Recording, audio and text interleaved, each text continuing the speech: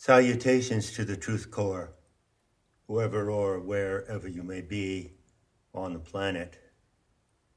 I'm sitting here in the corner of the studio on a very blustery winter night,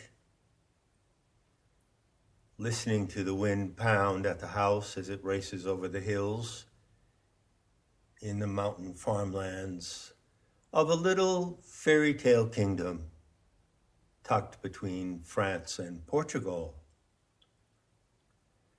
And it feels like a moment to invite you for some light chatter. Chatter on my part, since I'm the one who's chattering and you're the one who's listening. I tend to take on some heavy subjects now and then, so let's say at this moment, this evening, I'll go a little lighter. In fact, I'll bring up something that's almost trivial to consider. What's that? Well, it's the intrinsic value of being human. Obviously, I can't see your faces right now. I can't see your body language either. So I have no way of knowing how you react to that phrase, the intrinsic value of being human. It is, after all, only a phrase, and as I say, a trivial one. But when you rephrase it, if you rephrase it, you can make it into a question or two. Is there an intrinsic value in being human? That's a question. And what is the intrinsic value of being human? How do you define it? How do you measure it? To what is it relative? You might take note that whenever we talk of values, value of any kind, a moral value, such as kindness, a monetary value, an artistic value, a philosophical or spiritual value, I never use the word spiritual. It's worth taking note that values can be posited. It is a value to be kind, but they can only be defined and determined relative to something else. All values are relative to something. For instance, to take the crude example of the change in your pocket, the coins you might have in your pocket, they're only valuable relative to something. That is to say, relative to what they can purchase. In themselves, they have no value. Or they might be old coins, they might be Roman coins, if you're a coin collector. And in that sense, they would be valuable relative to history, relative to the story that they tell by what they're made of and the figure that is printed on the coins. All values are relative to something. So, to what is the intrinsic value of being human relative? Or is it relative? Is it perhaps an absolute value? But what is an absolute value? If you were to define it as a value that is not relative to anything, but stands completely on its own terms, then you're stating a contradiction. No value whatsoever can stand solely on its own terms in isolation. It has to be defined and determined relative to something. We'll ponder on that for a while, just for a moment. And as you're letting that float in your mind, bring another part of your attention to the definition of humanity. Now, humanity basically can be defined in two ways. Humanity is a name for the human species. And so, within that framework, how do you define the characteristics of someone who is human? Well, there are three parameters. First is the genetics. All human beings, or human animals as I prefer to say, have the same genetic roots. And they are derived from a single species root into various races. Second characteristic is they have the same morphology. So human beings have a head, 2 arms, 2 legs, various organs, and they are identical throughout the entire species. The third characteristic is behavior. All human animals behave in similar ways, as well as in very different ways. There is a substratum of behavior which is completely similar. For instance, human animals are social. They like to congregate. They like to mingle. But the behavior, the specific behaviors of social activity in Brazil are different from those in Iceland or China or anywhere else. So human behaviors, customs, and manners vary widely across the planet, but there are some innate or generic human behaviors that are common all over the world and common to all races and cultures. For instance, having meals together. The way human beings share meals is not the same in Africa as it is in Canada, but the activity of sharing meals is the same everywhere. So much for humanity by reference to the human species. But there's another connotation of the word humanity.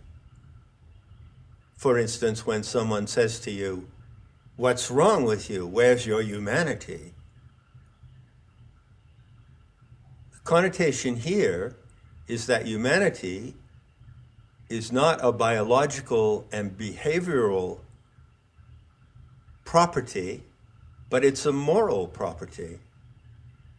It's something that you feel emotionally, intuitively about being human and about the presence of other human beings. So if you have humanity, then you exhibit this quality. But how do you define the characteristics of humanity in the second case?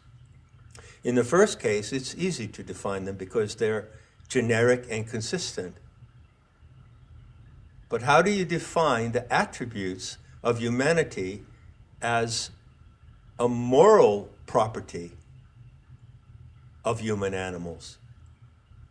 To put it another way, let's assume, just assuming for a friend, that you are not merely a human animal due to a fact of birth from the genome, but that you have humanity. Ah, yes. Well, what's the evidence that you have humanity, that you have humane qualities? And there you get into a game that is entirely open. You can define it any way you like. You can say that the properties that are innately present in our humanity in the second sense could include anything. They do not merely include positive or acceptable, approvable behaviors such as kindness, generosity, respect, and gratitude, if you define those as humane attributes, then what about cruelty? What about hate?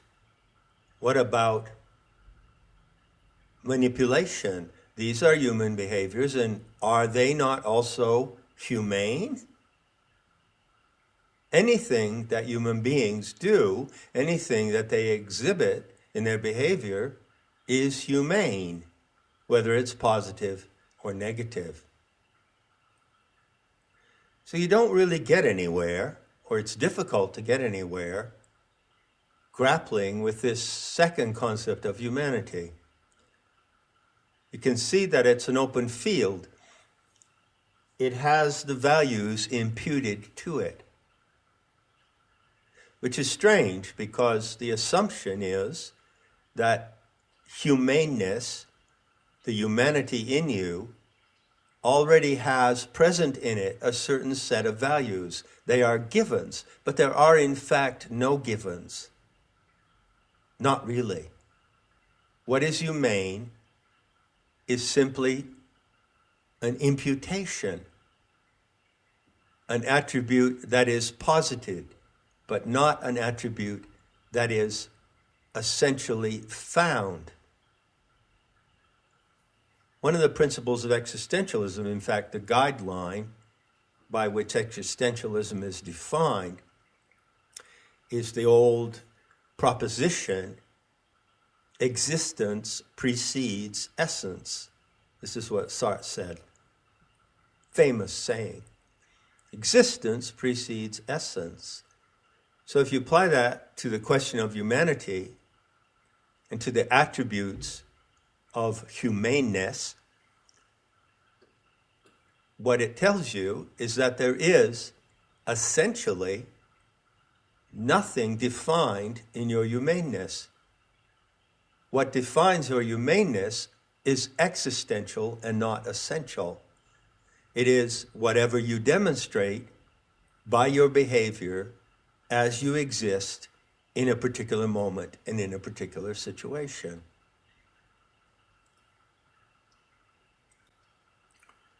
So, having reflected on all that for a moment, let's go back to the opening proposition. The intrinsic value of being human. Once again, I'll spin it around into a question.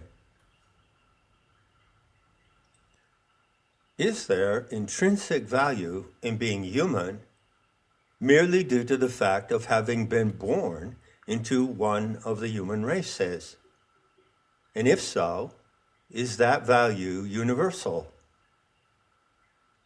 It's a double question, a double-barreled question.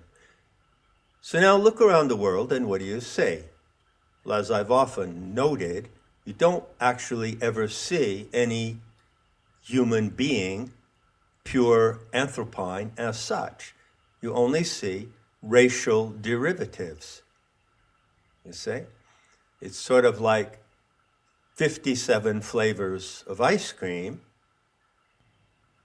There are 57 flavors of ice cream, obviously, but there is no ice cream.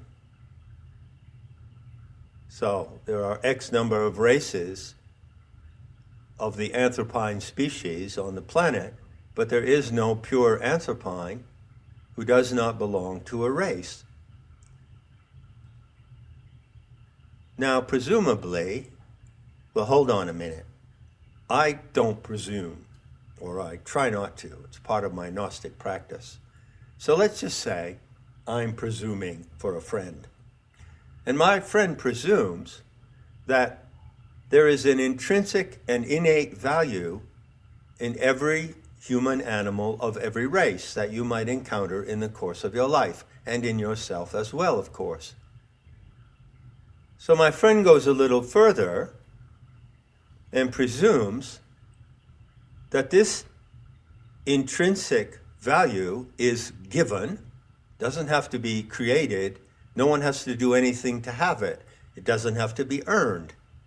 It's given, And my friend also presumes, hang on to your booties for this, that it's equal in everyone. So, every single human being, every person, has an intrinsic value simply by the fact of being born into one of the human races. That's the presumption. Have you ever heard of that presumption? Do you yourself entertain that presumption? Have you ever considered that that presumption might be wrong? That it might be just plain untrue? Now, before I take this little talk around to its screaming conclusion, and I am pedaling as fast as I can, I have to navigate around a tricky spot. I would describe it like this. There appears to be a presumption, according to my friend, that, how can I say this? It's quite amusing, really.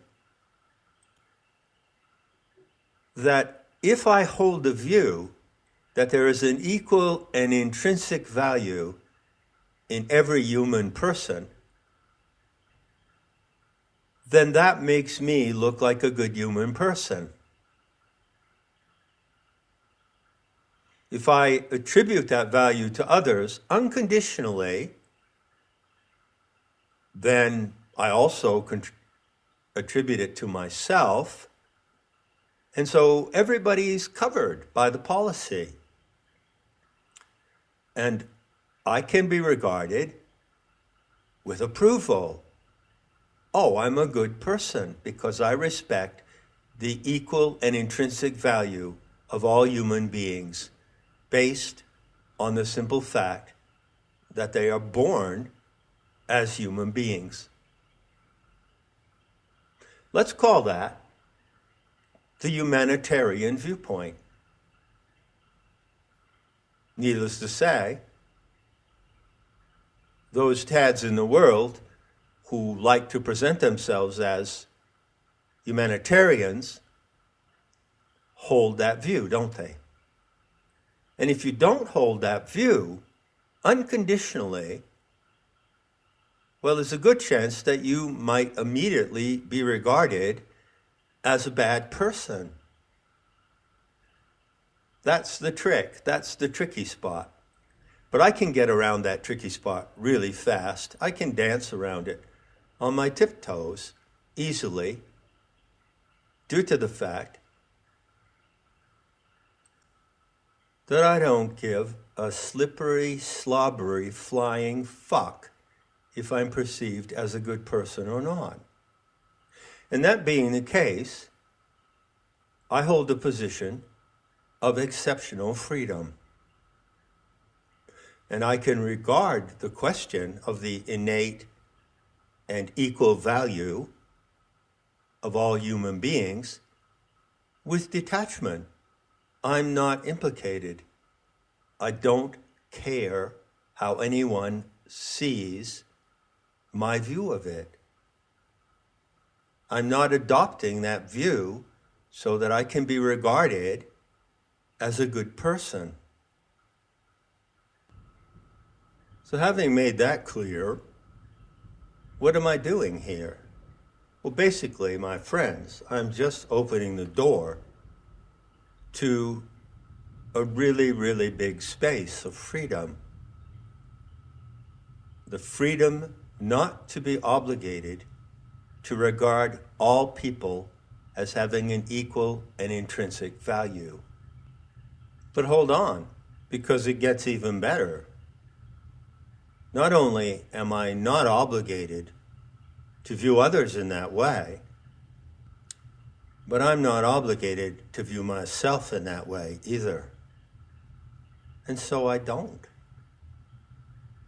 I don't view myself as a human individual who has an innate and equal value matching that of all others. I'm a long way from that, I can guarantee you. And once again, my friend is nudging me with his presumption. And he's saying, well, John, what you're saying is pretty horrible.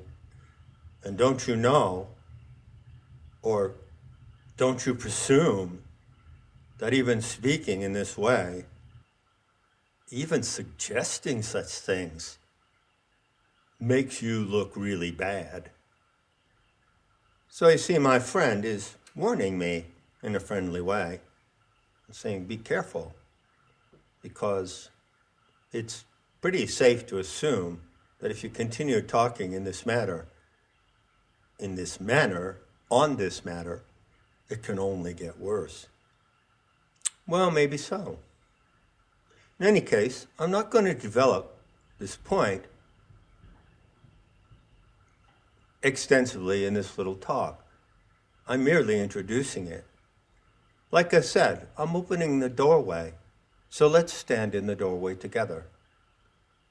And once again, following the practice of the living gnosis today,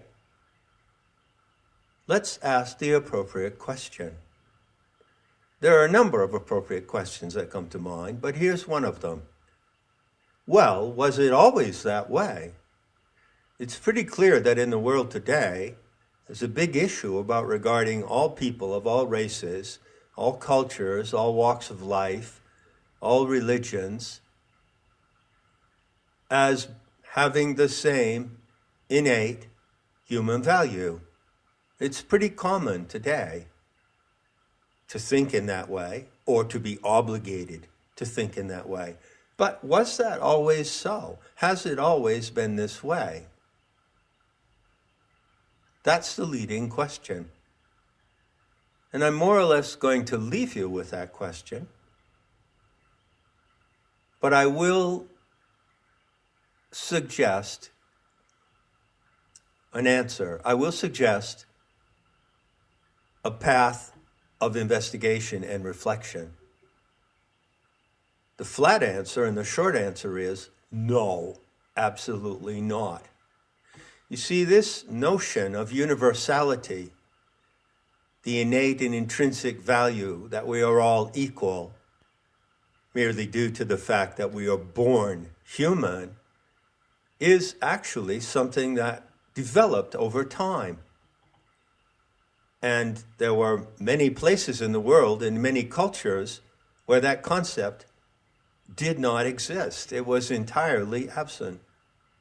Now, people who adapt that concept today and who endorse it and who regard others and measure others by whether or not they hold the same view, they tend to regard that principle of universality as being a high achievement of civilization.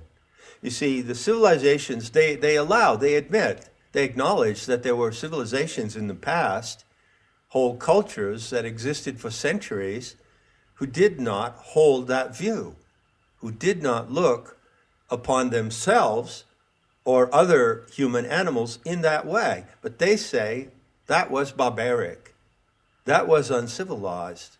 And today, we have reached the pinnacle of civilization, and there are several characteristics that tell us we're at the pinnacle. One of them is, of course, our fabulous and fantastic elaborate technology that we have created and invented in recent years.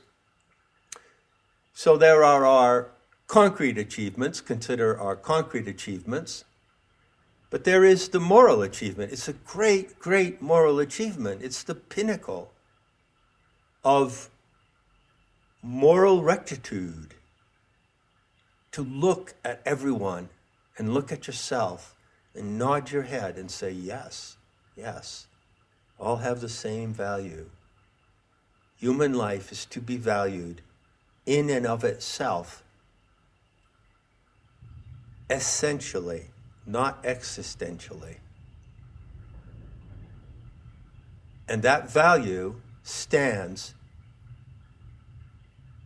in complete lack of relation to anything. How did those other cultures determine the value of a person, of a man or a woman, of a child, of an adult? They determined the value of that human person relative to various factors, mainly two factors. The first one was the conditions of birth. If someone was born into a slave situation, someone was born into a family of merchants, someone was born into the aristocracy, someone was born into the role of emperor, like Marcus Aurelius, who was emperor of the Roman Empire. And the second factor was performance, the way that that individual behaved. So people were evaluated on those standards. There was no notion of regarding others unconditionally as having inherent value. Value was based on something. It was relative to those two concrete factors. The circumstances of birth, which used to be known as fate, and the evidence of performance, what that individual actually did. And the variations of these two factors are quite interesting. For instance, let's go back to the pagan era, go back to, say, Greek and Roman civilization. At that time, you would be born into a certain class. Let's say that you were born into a merchant family. You belong to the merchant class. You have the attributes and qualities and values relative to the circumstances in which you're born. So let's say you're born into a family who trades in olives, and you choose to become an olive trader and to follow the tradition of your family. So you accept your fate. You don't try to be something else other than what the cards show, the cards that life dealt you. You play the hand that is dealt you. Then comes the second factor, your performance. Well, how do you play it? Well, you can be a good merchant, a bad merchant, a generous merchant of olives. You can be a crook. You can cheat and deceive your customers. You can swindle money from the company, you see? And take an emperor like Marcus Aurelius. Marcus Aurelius didn't choose to be the emperor of the Roman Empire. He was born into it. And then he behaved in a certain way. And you really ought to go learn a little about him and see how he behaved. Go read his meditations. It says a lot how he behaved and how he treated people. And one of the striking things you can learn from reading his meditations is that Marcus Aurelius treated people equally, but he did not consider them to be equal. There's a difference between treating people equally and supposing or presuming that they all have an innate, intrinsic, and unconditional value. For instance, if I have a hardware store, which I've inherited from my grandparents and my parents, and I run the hardware store, people come in to buy tools, and I treat all the customers equally. But I obviously do not consider them all to be equals. So if someone comes in and I can see that they don't know how to use a power saw, I would be very careful in selling them a power saw, and I would talk to them about it first. But if a workman I know in the community who builds houses, who knows how to use tools, comes in to buy a power saw, then I treat him differently. Now that might sound like a contradiction, because I said, didn't I, that I treat all the customers equally. Well, you know what I mean by that. It's common sense. I regard them, I respect them as customers, I serve them as best I can. I give them equal attention. But I also can perceive the performance of the customer.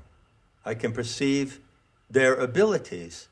And so I treat them differently, and I advise them differently about their purchase depending on their abilities. So you see, these two factors always come into play. Your fate, the throw of the dice, the class and conditions into which you are born, and the way you perform. Marcus Aurelius, as I mentioned, presents a really rich lesson in what I'm describing here. The way that he performed his duties as emperor is quite amazing. And so he was a noble, fair, and competent emperor. But there were also bad emperors. There were evil emperors. Others who were born into that role performed badly, by which I mean they inflicted harm and suffering unnecessarily. Also, finally, in looking at what might be called the profile of evaluating another human being, you can add the third factor, which is genetics. So certainly, you're born with a certain kind of genetics, again, the throw of the dice, and you may be not so smart, you may be of mediocre intelligence, you may be exceptionally smart, you may be exceptionally good at something, like music, so you're born with musical talent. And that factor comes into play as well. And one thing that is really, really clear on the evidence, when you look at the variety of human beings, is the difference in your genetic endowment. No, people are not born equals. There is no equality. That's what makes it interesting. Now, people can be treated as equals, as I explained before, within certain circumstances. But that doesn't mean, that doesn't imply, and it certainly doesn't obligate you to regard them as equals. There is no equality. There is no uniform, intrinsic, equal value in the human races. The experiment doesn't work that way. Difference is real. Separation is an illusion. That's a metaphysical question. But difference is real, and difference is what makes it work. Difference drives the human experiment toward excellence. So finally, something comes to mind that I would be wise to point out before I conclude. I use the word difference. Is that the same as the word diversity? Does it seem like I'm making an argument for diversity? Absolutely not. See, the word diversity, as it's used today in the Marxist sense, in political correctness, is a deceitful term. It doesn't mean allowing or accepting many different types of people who are unequal to be together, say, in a workplace or in a community. It doesn't mean that at all. It means that diverse peoples ought to be all considered equal. That's what it really means. So the lie of equality is contained in the plea for diversity. And of course, as you know, the hidden agenda of diversity is simply to mix all the colors of the rainbow into a muddy brown and eliminate white because, well, white is not a color. So your refrigerator doesn't have a color. Snow doesn't have a color. Clouds don't have a color, do they? That's diversity. The elimination of white and the treatment of all other colors as if they are equal.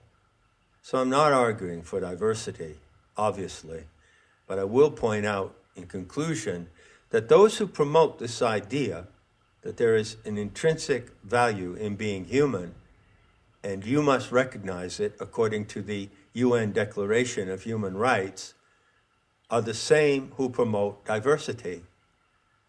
And they are also the same who are currently ruining the world with their plan for a dystopian future.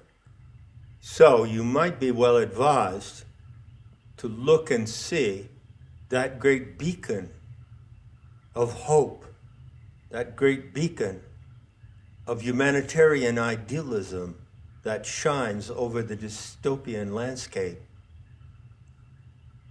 But don't be hypnotized by looking at that beacon, as so many are, and in their hypnotic state, they utterly fail to see the destruction being waged in the name of universal equality and the intrinsic value of being human. Enough said, and I'll be seeing you in the beauty to come.